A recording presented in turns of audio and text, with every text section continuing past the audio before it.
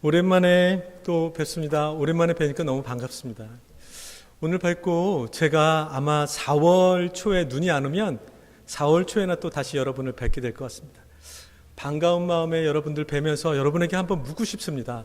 여러분, 혹시 우리가 오늘 이 시간에 예배를 드리면서 제가 이렇게 여러분에게 말씀을 전하면서 여기 만약에 안진뱅이가 있다면, 제가 그래서 그 안진뱅이가 여러분 중에 있다면 안진뱅이에게 가서 그분에게 가서 제가 나사렛 예수 그리스도의 이름으로 명하노니 일어나 걸으라 하고 확 잡아당겼는데, 그분이 안진뱅이였던 그분이 다리가 고침을 받았다면, 그런 기적이 일어났다면, 아니면 어떤 분이 여기서 눈먼신 분이 오늘 예배에 참석하셨는데 제가 내려가서 그분의 눈에다가 손을 얹고 예수 그리스도의 이름으로 명하노니 고침받을지어다 하고 딱 기도를 했더니 눈이 번쩍 뜨였어요. 그랬다면 이런 기적을 여러분들이 만약에 눈으로 확인했다면 여러분 어떨까요? 모든 사람들이 하나님을 잘 믿을까요? 기적을 눈으로 확인하면, 그것을 경험하게 되면 많은 사람들이 하나님을 잘 믿고 늘 감사하면서 감사가 충만한 그런 삶을 살까요? 열심히 신앙생활하고 전도 열심히 하면서 하나님의 은혜를 드러내는 그런 삶을 살까요? 그럴 것 같지만 사실은 조금 다릅니다. 아무리 기적을 경험해도요, 아무리 기적을 눈으로 확인해도 예수님을 믿는 것은, 그 사람들이 다 예수님을 믿는 것은 아닙니다. 예전에 여러분들에게도 잠깐 제가 간증을 나눴던 내용이기도 한데요, 저희 아버님이, 그때는 사람들이 이렇게 많지는 않았었습니다. 지금은 더 못 들으신 분들이 더 많은 것 같은데, 저희 아버님이요, 예전에 교통사고를 당하신 때가 있었어요. 운전좌석 타이어가 이만큼 상처가 났었는데 돈 아끼시려고 그러셨대요. 아버님이 돈을 아끼시려고 그거를 안 갈고 차일피일 미루시다가 고속도로에서 열심히 엄청 빠르게 일 때문에 달리고 계셨는데 짐도 싣고 있었고요. 근데 그 타이어가 터진 거예요. 그래서 저희 아버님 차가 정말로 영화 찍듯이 막 고속도로에서 이렇게 굴렀던 그런 때가 있었습니다.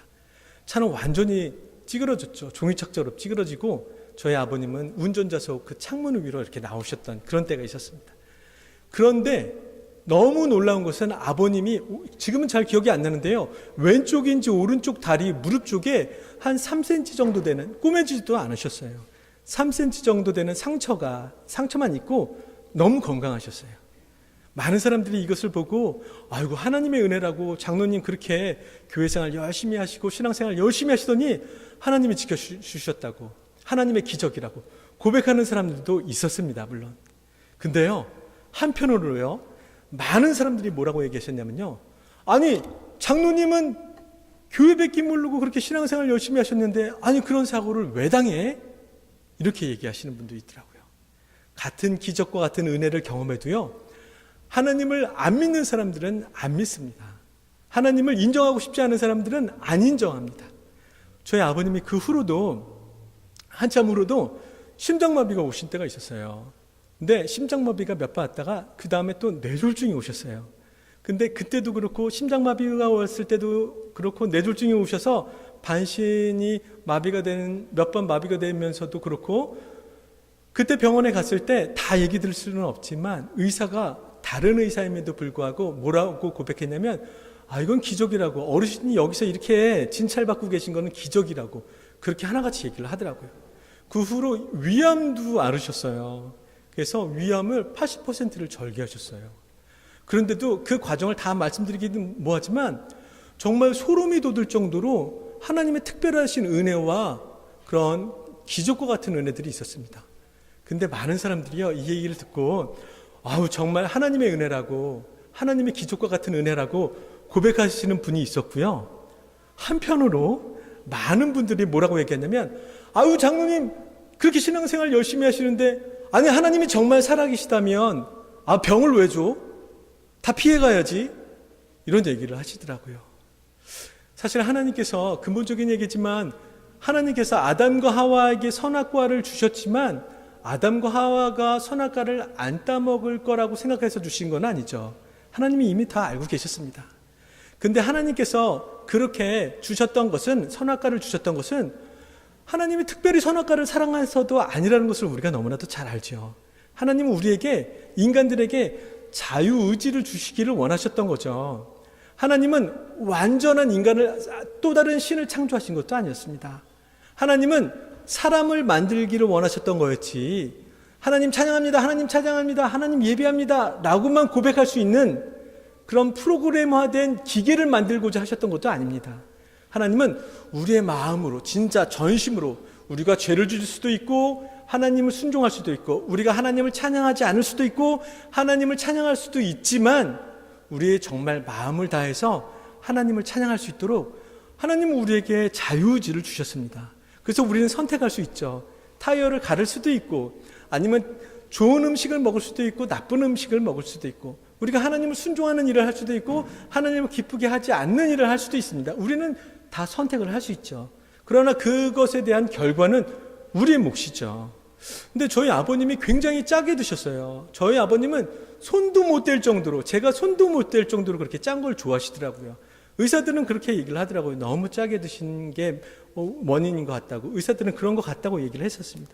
아무튼 이렇게 그런 상황에서도 아버님이 위암을 앓고 혈관 질환을 앓으셨지만 그런 은혜를 받았는데, 많은 사람들이 그렇게 인정하고 싶지 않으신 분들은 안 인정하시더라고요. 또 어떤 분이 있었냐면요, 아니 그러면 나도 장로님 것 같은 그런 기적적인 은혜를 경험하면 열심히 하나님을 섬기겠네. 그 한두 번도 아니고 여러 차례 하나님의 은혜를 그렇게 경험하면, 아이고 나도 그렇게 열심히 잘 섬기겠습니다, 장로님처럼. 이런 얘기를 하시더라고요. 그래서 제가 이런 말씀을 드린 적이 있습니다. 아니, 심장마비, 심장 몇 번 막히지 않고 쓰러질 뻔하지 않고 뇌가 막혀서, 혈관이 막혀서 몇 번 반신불수 됐다가 다시 정상으로 돌아오고, 위를 80%나 잘라냈는데도 그 과정에 하나님의 은혜를 경험했는데, 아니 지금 건강하신 게 더 하나님의 큰 은혜입니까? 아니면 아팠다가 기적과 같은 은혜를 경험하는 게 더 하나님의 큰 은혜입니까? 아니 그러면 제가 기도해 드릴까요? 지금 당장 위암을 앓으시고 80% 잘리고 몇 번 쓰러졌다가 반신불수 됐는데 그때마다 기적까지 하나님의 은혜를 베푸셔서 겨우 딱 살아나게 해달라고, 제가 기도해 드릴까요? 그랬더니 기도는 됐다고 라고 얘기하시는 분도 있으시더라고요. 더 큰 은혜라고, 내가 지금 건강한 게 더 큰 은혜라고 고백하시는 분도 있고요. 이 얘기를 듣고 에이 말도 안 돼 라고 안 인정하시는 분도 있으시더라고요. 무슨 말씀 드리기를 원하냐면요, 하나님은요 못 믿어서 믿는 게 아닙니다. 안 믿고 싶은 겁니다. 하나님을 안 인정하고 싶은 겁니다. 조지 월드라는 생물학자이고 하버드대 교수이고 노벨상을 수상했던 사람이 뭐라고 얘기했냐면 이렇게 얘기했습니다. 나는 석학 중에 석학이죠. 세계 석학 중에 석학인데, 이 사람이 뭐라고 얘기했냐면요, 나는 생물이, 모든 생명체가 자연적으로 발생해서 진화에 이르른다는 이 과학적인 이론이 말도 안 된다는 것을 너무나도 잘 안다. 그러나 나는 이것을 믿는다. 왜냐하면 나는 하나님을 인정하고 싶지 않기 때문이다 라고 얘기를 했습니다. 석학 중에 석학, 과학자들 중에서도 똑똑하다는 이 조지 월드가 뭐라고 얘기했냐면요, 자연 발생이, 생명체가 자연적으로 발생해서 진화한다는 이 과학적인 이론이 말도 안 된다는 것을 나는 너무나도 잘 알지만 나는 그래도 이것을 믿는다. 왜냐하면 하나님을 인정하고 싶지 않기 때문이다 라고 얘기를 했습니다. 하나님을 인정하고 싶지 않은 겁니다. 여러분, 그러면 예수님의 시대 때는, 좀 더 과거로 가서 예수님의 시대 때는 어땠을까요? 많은 기적을 체험한 사람들이 예수님을 다 믿었을까요? 소경이 눈을 뜨는 것을 보고 안진뱅이가 걷게 되는 것을 직접 눈으로 봤던 사람들이, 보리떡 5개와 물고기 2마리로 5,000명 이상들이 먹는 이런 기적들을 많은 사람들이, 정말 수많은 사람들이 봤는데, 이 사람들이 다 예수 그리스도를 메시아로, 구원자로, 하나님의 아들로 믿었을까요? 그렇지 않습니다. 결과는 믿는 사람은 믿고 믿지 않는 사람은 안 믿었습니다. 하나님의 아들로 인정하는 사람은 있었지만 끝까지 인정하지 않는 사람들은 인정하지 않았습니다. 조금 더 과거로 가볼까요? 광야 시대는 어땠을까요? 오늘 성경 본문의 말씀은 어떤 거냐면, 하나님이 이스라엘 백성들의 기도를 들으시고 출애굽시키는 얘기였습니다. 이스라엘 백성들이 이집트에서 종살이 하면서 너무너무나 고통스러우니까 하나님께 울부짖으면서 기도했습니다. 하나님, 제발 우리 좀 살려주십시오. 너무너무 고통스럽습니다. 하나님, 우리를 버리실 겁니까? 우리를 좀 살려주십시오. 하나님께서 그 기도를 들으시고 이스라엘 백성들을 이집트 땅에서 구원해내셨죠. 벌써 구원해내실 때부터 2가지 이적과 10가지 기적으로 그들을 이끌어내셨습니다. 해방 자체가 기적으로 그들이 해방을 했습니다. 그런데 이스라엘 백성들이 이제 이집트 땅에서 해방되는데 앞으로는 좋은 일만 생길 줄 알았더니, 아니, 그들의 기대와 그들의 생각과 그들의 계획과는 다르게, 그들의 마음과는 다르게 그들 앞에 홍해가 가로막히게 되었습니다.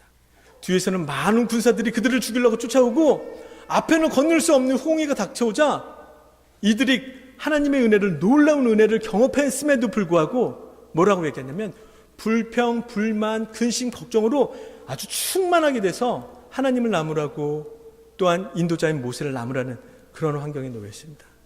그러자 하나님께서 홍해를 기적과 같이 갈라주셨죠.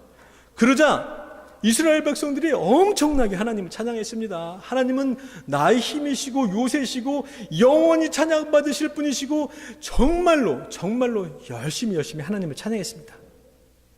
영원히 찬양받으실 분이시라고 찬양을 했죠. 춤추면서 찬양했는데 영원히 찬양했을까요? 이 사람들이요? 하나님을요? 그렇지 않았습니다. 얼마 가지 못했습니다. 하나님의 은혜는 싸그리 다 까먹고 금방 마라에 도착하자마자 마실 물이 없다고, 물이 쓰다고 불평을 했습니다. 하나님께서 그 쓴 물을 단물로 바꿔주셨죠. 금방 감사했습니다. 감사하고 나서 조금 더 지나서 신광야에 들어왔을 때는 먹을 것이 없다고 그렇게 투정했죠. 하나님께서 만나와 메추라기로 먹이셨습니다. 금방 감사했습니다. 얼마 가지 못했습니다. 또 하나님께 불평, 불만, 근심, 걱정으로 이들의 삶이 충만하게 되었습니다. 르비딤에 이르렀을 때도 물이 없다고 걱정, 근심, 걱정 충만했을 때 하나님께서 반석에서 물을 쳐서 반석에서 물을 나오게 해서 이들을 다 먹이셨습니다. 이들의 삶이 계속 이랬습니다. 이스라엘 백성들이 광야의 시대를 지나면서 이들의 삶이 계속 근심, 걱정, 불만, 불만족, 불평으로 가득 찼었습니다. 성경을 읽다 보면 짜증이 날 정도입니다. 아니, 어떻게? 여러분들도 그런 경험하지 않으셨습니까? 성경을 읽으면서 아니, 이 사람들이 이렇게 하나님의 은혜를 경험했는데 아니, 어떻게 이렇게 금방 또 불평하고 이렇게 하나님을 서운하게 하고 또 서운하게 하고 어떻게 이럴 수가 있지? 여러분들도 그게 오히려 궁금하지 않았습니까? 짜증이 날 정도 아니었습니까? 말씀을 읽다 보면. 여러분, 근데요, 이 이스라엘 백성들의 모습이 오늘날의 우리의 모습인 것 같습니다. 하나님의 은혜를 경험했다고도 하면서 우리 금방 잊어버렸습니다. 그리고 또 조금만 문제가 생길 것 같으면 근심 걱정하고, 내 뜻대로 되지 않을 것 같으면 또 근심 걱정하고, 또 그 고비가 넘어가면 하나님 잠깐 감사했다가 또 금방 근심 걱정하고 또 근심 걱정하고. 여러분, 이스라엘 백성들이 광야에 서 있을 때 이스라엘 백성들의 3가지 특징이 있습니다. 하나는 뭐냐면, 하나는 그들이 감사를 금방 잊어버렸다는 겁니다. 하나님의 은혜를, 기적과 같은 은혜를 경험하고도 감사를 금방 잊어버렸습니다. 아니, 생각해 보세요, 여러분. 감사했으면 불평불만이 없었겠죠. 감사가 있었으면 불평불만이 없었겠지 않습니까? 근데 이들은 감사를 금방 잊어버렸습니다. 또 다른 특징 2번째는 뭐냐면, 이들은 하나님을 믿지 않았습니다. 이들은 지금까지 하나님이 기적과 같은 은혜로 인도해 주셨는데 앞으로 하나님이 또 인도해 주실 것이라는 것을 믿지 않았습니다. 또한 세 번째는 뭐냐면, 이들의 특징은 뭐냐면, 이들이 하나님을 섬긴다고 하지만 하나님은 주님, 하나님 나의 하나님이십니다 라고 고백하지만 하나님이 이들의 하나님이 되지가 않았습니다. 여전히 주권은 이들에게 있었습니다. 여러분들 그거 아십니까? 우리가 살면서 날마다 많은 근심 걱정을 하지만 대부분의 우리의 근심 걱정은 내 뜻대로 되지 않을까 봐, 라는 것을 아십니까? 주권이 꼭 이양이 돼야 되는데, 우리의 주권이 꼭 하나님께로 넘어가야 되는데, 우리의 주권을, 우리 삶의 주권을 우리가 갖고 있을 때, 여러분, 우리는 늘 근심 걱정이 끊이지 않게 됩니다. 여러분, 하나님을 믿는다는 것이 뭡니까? 오늘 하나님께서도 이스라엘 백성들에게 뭐라고 얘기했냐면, 저들이 나를 믿지 않는다고 고백을 합니다. 저들에게 믿음이 없다고 고백을 합니다. 여러분들, 이스라엘 백성들이 하나님을 모르는 사람들이었을까요? 아닙니다. 이미 많은 하나님의 기적을 경험했던 사람들입니다. 얼마 전까지만 해도 하나님을 막 찬양했습니다. 힘차게 찬양을 하고 영원히 찬양받으실 분이시라고, 나의 하나님이시라고 입술로는 수십 번도 더 고백을 했던 사람들입니다. 근데 하나님은요, 이들에게 믿음이 없는 사람이라고 고백을 합니다. 그렇게 말씀을 하세요. 이스라엘 백성들은 하나님을 입술로는 고백했지만 하나님은 이들의 믿음을 인정하지 않았다는 겁니다. 여러분, 입술로 고백하지만 혹시 여러분, 하나님을 나의 이익을 위해서 섬기시는 분들도 사실 있습니다. 그런데 여러분, 이거는 처음부터 잘못된 믿음입니다. 여러분, 이곳에 와서 만약에 처음에 이민 생활을 하면서 하나님을 알게 되신 분들이 있다면 너무 주의해서 들으셔야 될 부분, 또한 여기 학생들이 좀 마음의 속에 잘 귀담아 들어야 될 부분은 뭐냐면, 하나님은 우리에게 복 주시기 위해서 내가 하나님을 섬기는 것이 아니라는 겁니다.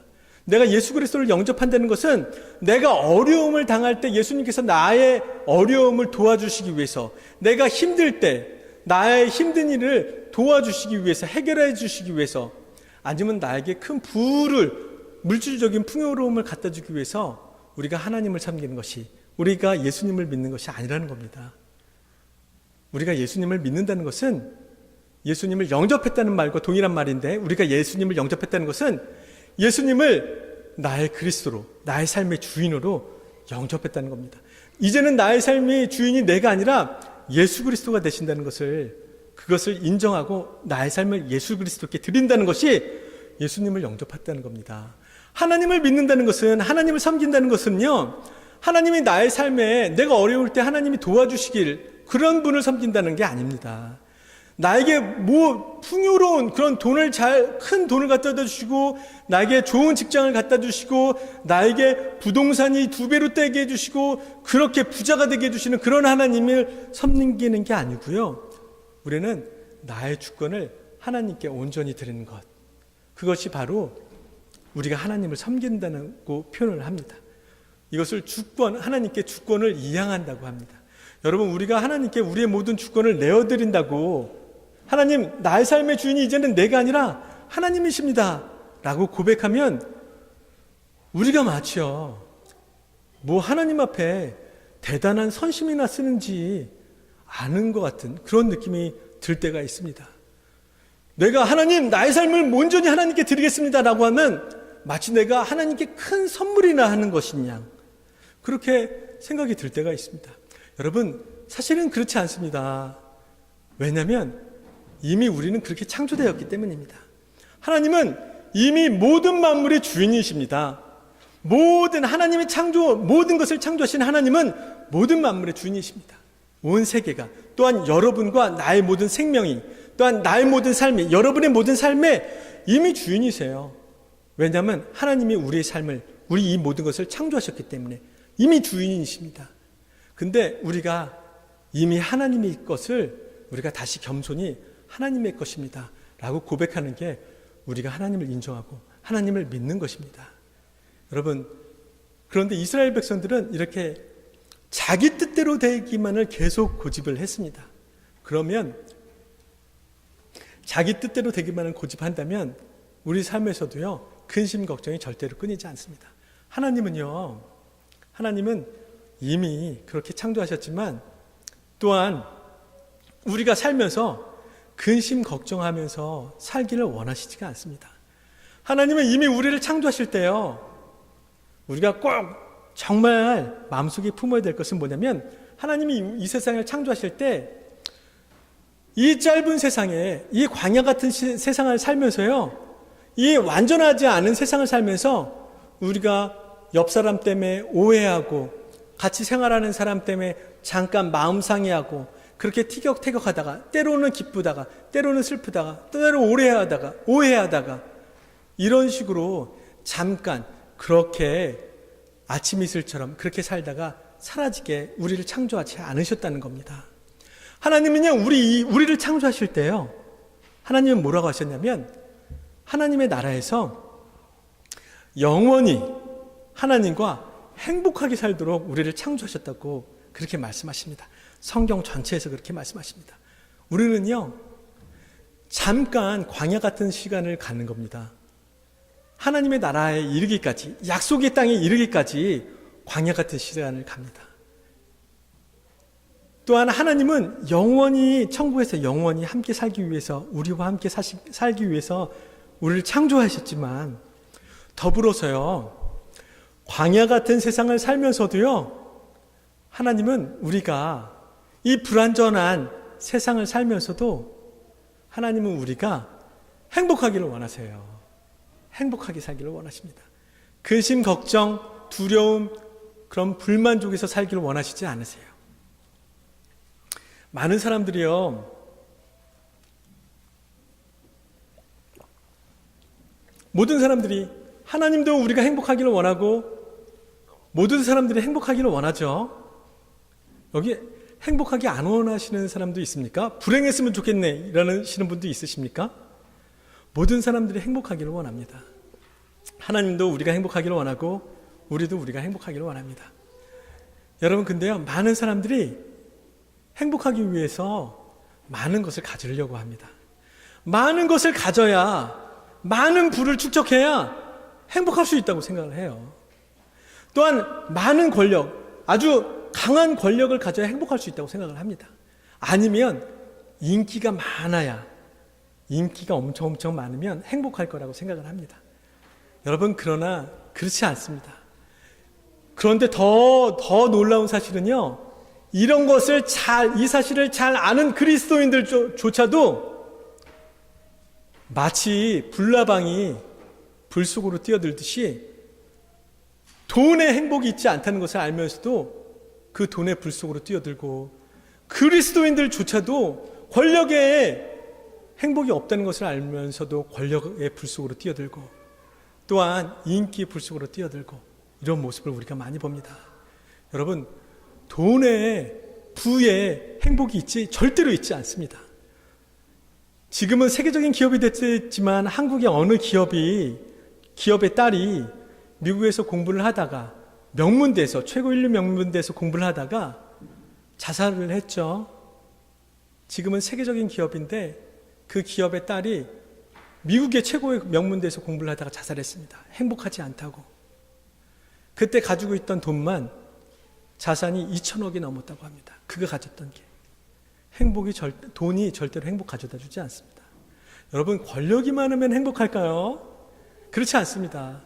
대통령을 지내도 자살을 하고요, 아주 좋은 유명한 정치인이어도 자살을 하고, 여러분, TV를 보면요, 정치인들이 서로 물고 싸우고 서로 험담하고 서로 그렇게 정말 싸우는 모습을 볼 때 저는 어떤 생각이 드냐면요, 아유, 저렇게 어떻게 사나, 정말 스트레스 받아서 어떻게 사나, 이럴 정도의 생각이 듭니다.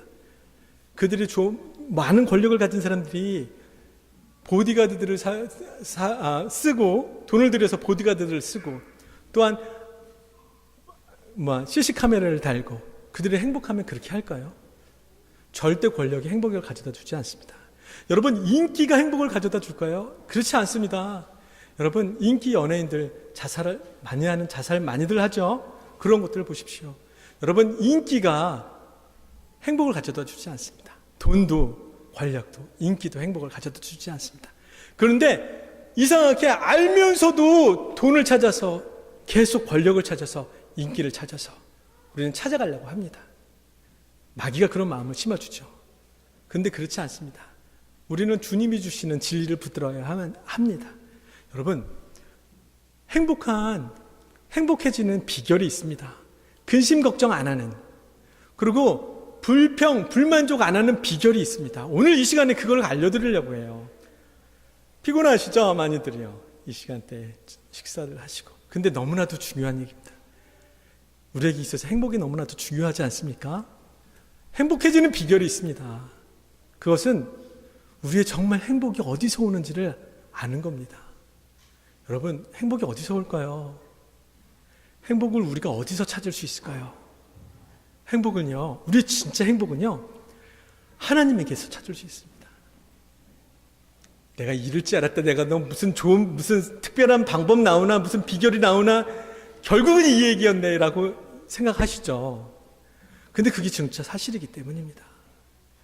왜냐하면 우리가 그렇게 창조되었기 때문입니다. 하나님으로부터 우리가 행복을 얻을 수 있습니다. 돈, 권력, 인기 안 옵니다. 여러분, 제가 아는 어떤 자매 중에요, 자매가 6살 때인가 한 2살 정도 어린 남동생이 있었는데요. 이 자매 아빠는 어려운 환경 때문에 지방으로 계속 다니면서 공사장에서 시멘트를 바르는 일을 했어요. 옛날에 잠깐 간증한 적이 있는데, 여러분 기억나시죠? 시멘트 바르는 일을 하고 엄마는 등산 산악회에서 다른 남자를 만나서 자기의 행복을 찾아 떠났어요. 거기에 행복이 있는지 알고. 아빠는 지방으로 다니고 엄마는 다른 삶을 차렸고, 이 아이가, 자매가 6학년 때부터 이 남동생을 키운 거예요. 중학교 때도 도시락 싸서 계속 보내고, 고등학교 때도 계속 도시락 싸라보고. 그러다 보니까 이 자매가 마음속에 어떤 생각을 했냐면요, 나는 왜 이렇게 사랑받지 못하는 사람인가? 나는 부모에게조차도 사랑받지 못하는 사람인가?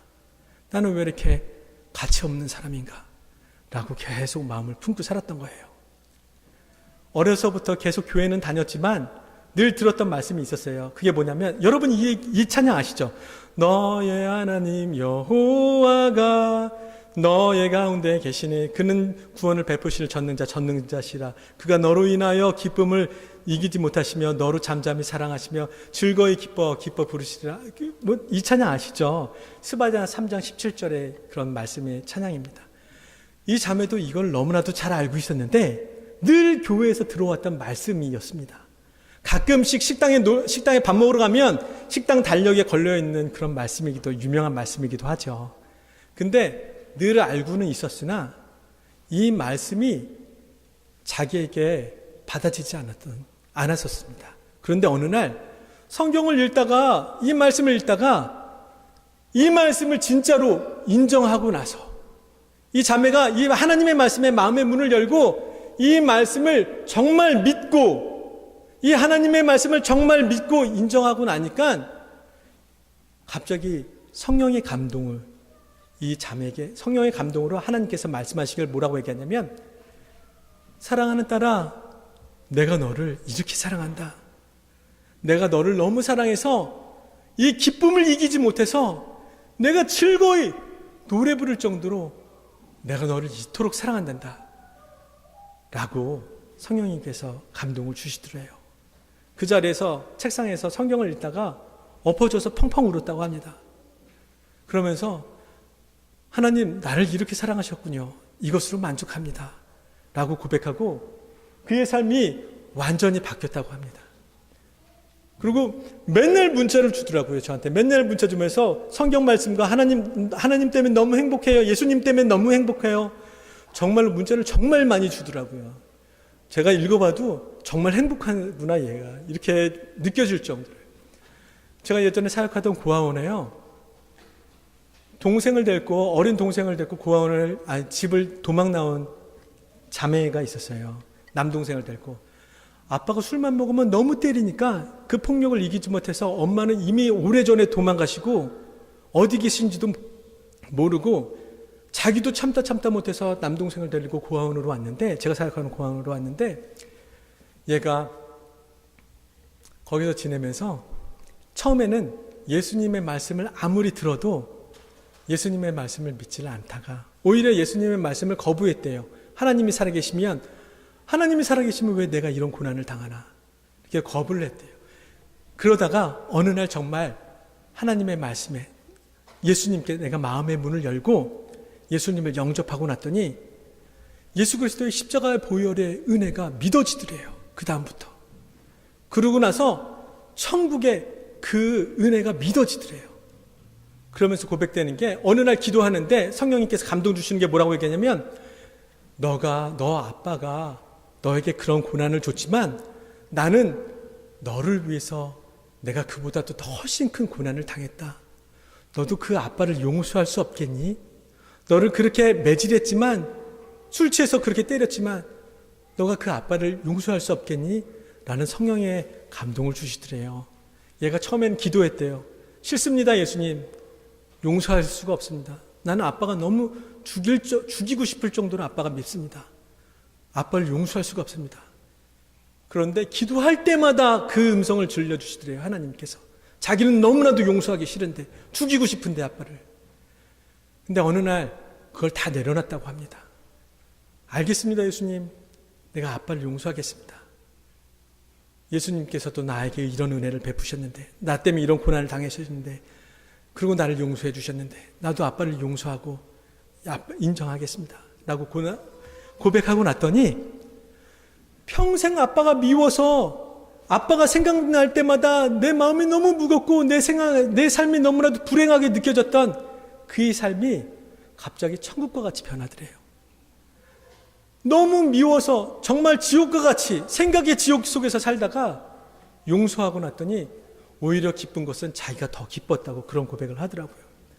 어렸을 때 벌어져갖고 또 다른 자매입니다. 어렸을 때 벌어져갖고 평생을 하나님 원망하면서 살았어요. 하나님 원망하면서 하나님 살아계시면 왜 내가 이런 고난을 당하냐고 그렇게 고백을 했던 이 자매가 나중에 하나님을 믿고 고아원에서 일부러 안 받았대요. 하나님의 말씀을 기독교 고아원이니까 말씀으로 계속 양육을 받았는데 일부러 안 받았대요. 왜냐하면 받아들이기가 싫어서 하나님이 미워서 인정하기 싫어서 일부러 안 받아들였대요. 마음의 문을 안 열었다고 합니다. 그런데 정말로 마음의 문을 어느 날 열고 그러고 났더니 하나님께서 오늘 우리가 읽었던 찬양이다. 시편 2장에 있는 말씀으로 2편에 있는 말씀으로 너는 내 아들이라 걔는 딸인데 너는 내 딸이라 오늘 내가 너를 낳았도다 라는 말씀이 자기의 말씀으로 들리더래요. 갑자기 너무나도 행복하고 하나님 내가 그 누구보다도 위대한 아버지 어머니를 제가 그런 부모를 내가 가지고 있었군요. 너무나도 감사합니다. 그 삶이 갑자기 180도로 변했다는 겁니다. 변했습니다. 그분의 간증입니다.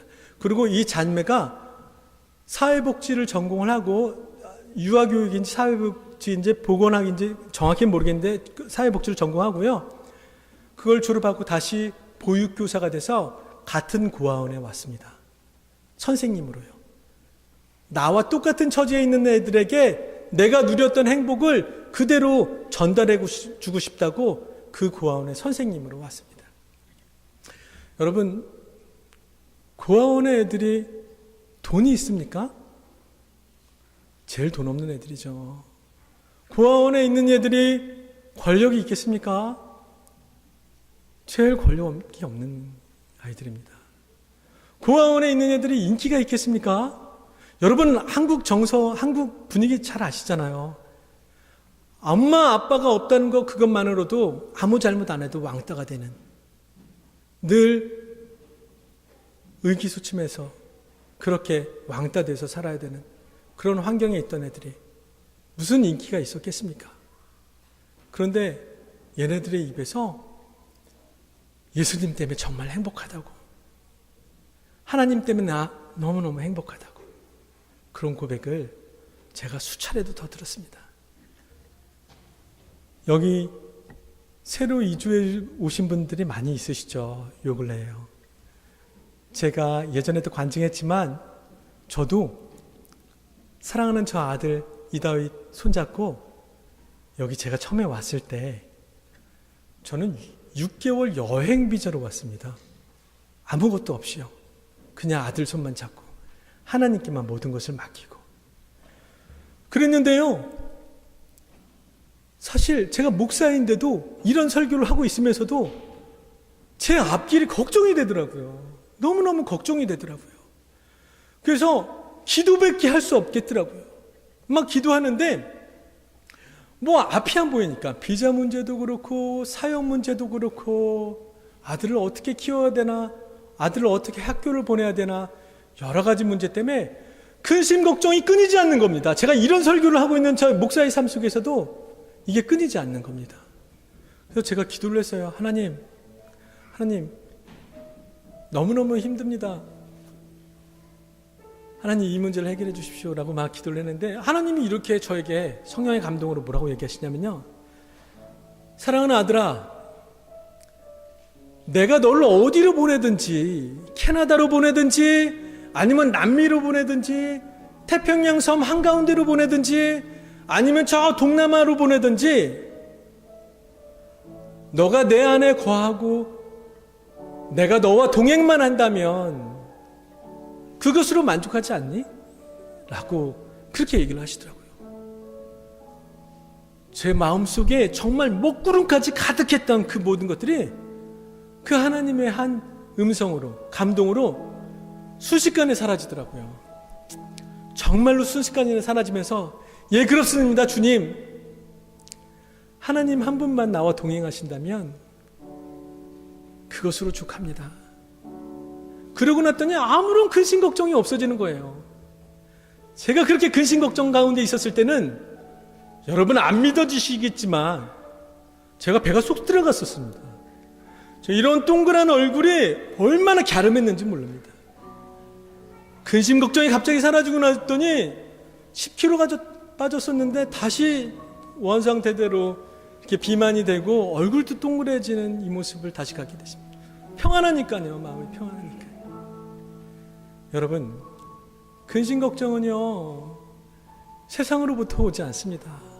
권력으로부터, 돈으로부터, 인기로부터, 그 어느 것으로부터, 세상으로부터 오지 않습니다. 참된 기쁨과 참된 행복과 참된 만족은요, 정말 예수님께로부터 옵니다. 정말 하나님께로부터 옵니다. 왜냐하면 하나님께서 우리를 그렇게 지으셨기 때문입니다. 더 감사한 사실이 있습니다, 여러분. 그게 뭐냐면요, 천국의 문이 낮은 것처럼 행복의 그 기준도 너무나도 낮다는 겁니다. 하나님이 너희들 천국에 올라오면 다 50억씩 내고 들어와 라고 입장료를 550억으로 정하셨다면, 여러분, 우리가 밤낮으로 수고하면서 열심히, 정말로 열심히 수고해서 50억을, 천국 가기 위해서 50억을 모으려고 온갖 고생을 다 하지 않겠습니까? 천국 가기 위해서 무슨 고생이라도 불사하지 않겠습니까? 왜냐하면 천국은 영원하니까, 이 세상과 비교할 수가 없으니까. 그런데 하나님은 그렇게 천국의 문을 그렇게 높게 하지 않으셨어요. 그냥 예수님만 믿으면, 하나님을 믿고 모든 주권을 하나님께 드리면 너는 내 아들이가, 내 자녀라고 천국의 주인으로 천국 백성으로 우리를 삼아주셨습니다. 행복도 마찬가지입니다. 여러분, 이 세상을 살면서 행복도 마찬가지입니다. 여러분, 행복의 문이 어떻게 예수님, 하나님이 정하셨냐면, 모든 근심 걱정, 모든 것을 예수님을 인정하고, 다시 말해서 하나님을 인정하고 모두 그분께 맡기면 하나님께서 여러분에게 행복을 주신다고 약속을 하셨습니다. 얼마 전에 우리가 원주민 선교 때 아이들과 함께 만든 책이 있습니다. 그 내용이 뭐냐면요, 짧게 설명드린다면 두 마을이 있었습니다. 양들이 사는 마을인데요, 한 마을은요, 목자가 없는 마을입니다. 목자가 없으니 근심 걱정이 끊이지 않습니다. 푸른 초장 맑은 물가에 누워도 근심 걱정하게 되고, 왜냐하면 사나운 짐승이 해칠까봐. 사망의 음침한 골짜기를 지날 때는 너무너무 근심이 걱정돼서 살 수가 없었습니다. 왜냐하면 목자가 없기 때문에요. 근데 옆에 마을이 있었습니다. 그 마을의 양들은 사망의 음침한 골짜기를 지날 때도 걱정 근심이 없습니다. 추운 겨울이 와도 걱정 근심이 없습니다. 왜냐하면 이들을 돌봐줄 목자가 있기 때문입니다. 푸른 초장에 누울 때나 맑은 시냇물가를 지날 때나 사망의 음침한 골짜기를 지날 때나 아무런 걱정 근심이 없습니다. 왜냐하면 이들이 져야 될 짐이, 이들이 걱정해야 될 걱정이 이들의 걱정이 아니기 때문입니다. 목자가 감당해야 될 걱정이고 짐이기 때문입니다. 여러분, 아직도 이 자리에 예수님을 영접하지 않으신 분이 혹시 있으십니까? 꼭 예수님을 영접하시고 여러분의 모든 삶의 주권을 예수님께 드리시기 바랍니다.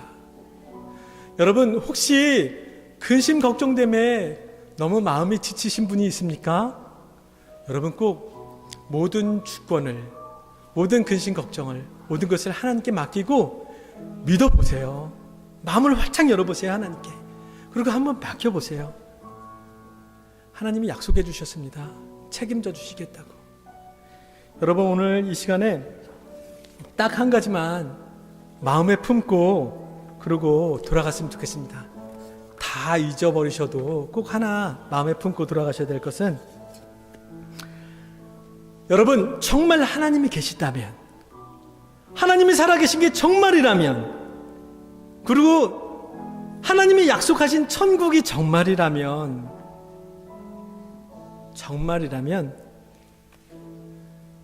우리가 천국 백성 된 것 하나만으로도 너무나도 만족스럽지 않습니까? 그것 말고 더 만족되는 것이 있어야 되겠습니까? 여러분, 근데 하나님이 정말이시잖아요. 천국도 사실이잖아요. 여러분, 예수 그리스도가 정말 계셨다면, 그래서 우리를 위해서 십자가에 못 박혀 돌아가시기까지 우리를 사랑하셨다면, 그리고 우리를 구원하신 것이 이 사실이 정말이라면,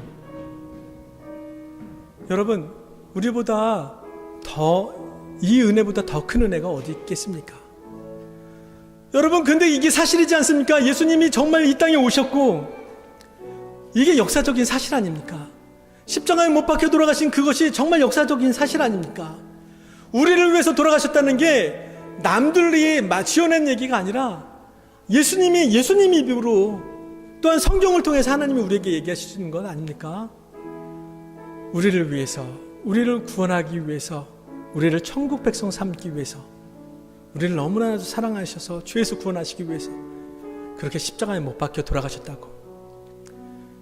이것이 사실인데 우리가 얼마나 놀라운 은혜를, 우리가 얼마나 놀라운 사랑을 입었습니까? 더불어서 또 있습니다. 여러분, 우리가 감사하고 행복할 일이 또 있습니다.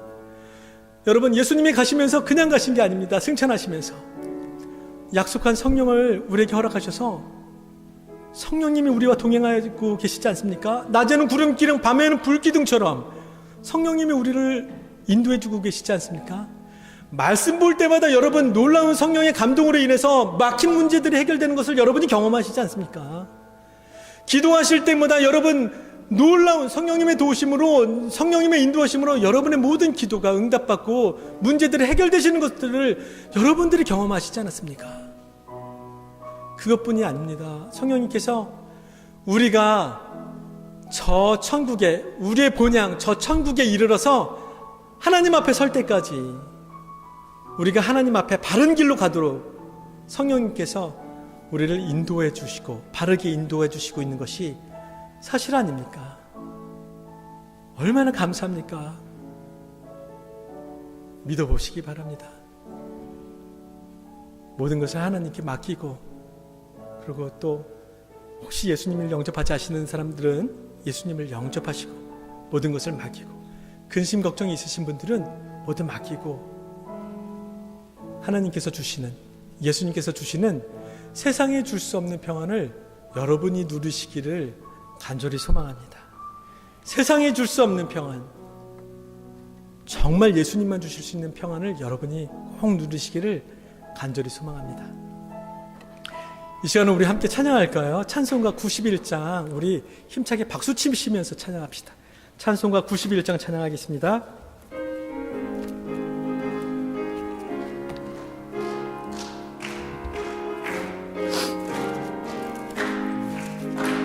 슬픈 마음 있는 사람 예수 이름 믿으면 영원토록 변함없는 기쁨. 우리 다시 한번 고백합시다. 슬픈 마음 있는 사람, 슬픈 마음 있는 사람 예수 이름 믿으면, 아멘. 영원토록 변함없는 기쁜 마음 얻으리. 예수의 이름은 세상의 소망이요. 아멘. 예수의 이름은 천국의 기쁨일세. 아멘. 거룩하신 주의 이름 너의 방패 삼아라. 환난 시험 당할 때에 주께 기도드려라. 아멘. 예수의 이름은 세상의 소망이요. 예수의 이름은 천국의 기쁨일세. 존귀하신 주의 이름 우리 기쁨 되도다. 주의 품에 때에 기뻐 찬송 부르리. 예수의 이름은 세상의 소망이요. 아멘. 예수의 이름은 천국의 기쁨일세. 우리 갈 길 다간 후에 보좌 앞에 나가 왕의 왕께 경배하며 멸류관을 드리니. 예수의 이름은 세상의 소망이요. 예수의 이름은 천국의 기쁨일세. 아멘. 우리 이 시간에 다 함께 기도합시다. 사랑의 하나님, 너무나도 고맙습니다. 우리가 너무나도 자격 없는 죄인들인데 우리 죄를 십자가에 못 박혀 돌아가시기까지 우리를 사랑하여 주시고 우리 죄를 용서해 주시고 우리를 천국 백성 삼아 주시니 고맙습니다. 하나님, 우리가 완전하지 못한 정말 광야와 같은 그런 세상을 삽니다. 때로는 맑은 날을 맞을 때도 있고 때로는 비 오는 날을 맞을 때도 있고 또한 때로는 서리를 맞는 날도 있을 걸로 우리가 너무나도 잘 알고 있습니다. 때로는 맑은 시냇가 푸른 초장 맑은 물가에 누울 때도 있고 때로는 사망의 음침한 골짜기를 지날 때도 있습니다. 하나님, 그럴 때나 우리에게 아무런 근심 걱정이 없습니다. 왜냐하면 주님께서 우리의 목자가 선한 목자가 되시기 때문입니다. 하나님, 우리의 모든 것을 맡깁니다. 우리의 모든 주권을 주님께 맡깁니다. 우리의 모든 삶을 맡아 주관하여 주시옵소서. 예수님 이름으로 기도드리옵나이다. 아멘.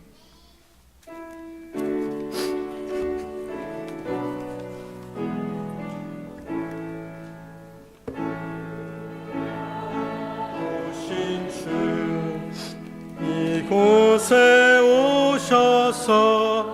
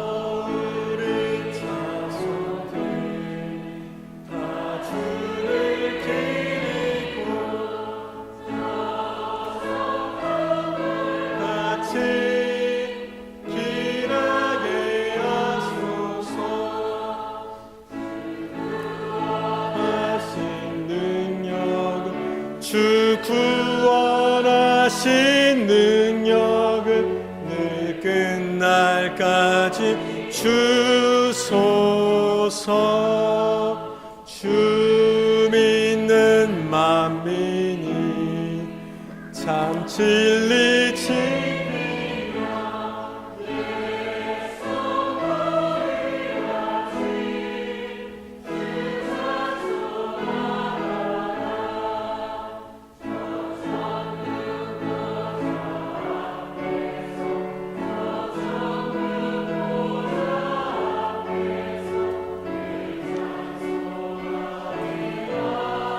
소서.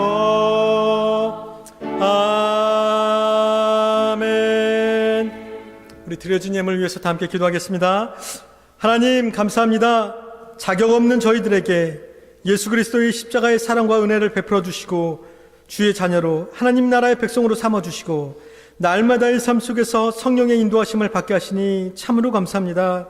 하나님, 저희들이 왜 이렇게 고집이 세고 자기중심적이고 하나님의 은혜를 감사를 잘 잊어버리는지 모르겠습니다. 우리 죄를 용서하여 주시옵소서. 낮이나 밤이나 푸른 조장에 누울 때나 사망의 음침한 골짜기를 지날 때나 언제나 주님 함께 하심을 기억하며 주님만 따라가게 하여 주시옵소서. 하나님, 이 시간 주님의 제단 위에 우리의 화목제물 대신 예수 그리스도의 보혈의 피값으로 주일 예물을 드립니다. 또한 주님의 은혜에 감사하여 감사의 예물을, 주의 명령에 순종하여 주님의 것인 11조 예물을, 주님께서 명령하신 선교적 사명을 완성하기 위하여 선교 예물을, 또한 갖가지 하나님께 드리는 예물을 이 시간에 드립니다. 이 예물이 하나님을 기쁘게 드리는 예물이 되게 하여 주옵시고 드려진 손길도 축복하시사 더 감사하고 더 감사할 이유들로 그들의 삶을 충만하게 채워 주시옵소서. 미처 드리지 못하여 마음으로 드린 예물들도 있습니다. 그들의 감사의 고백을 받으시고 그들의 삶을 축복하시사 더 감사하고 더 감사할 이유들로 그들의 삶도 축복하여 주시옵소서. 감사드리오며 예수님의 이름으로 기도드리옵나이다. 아멘.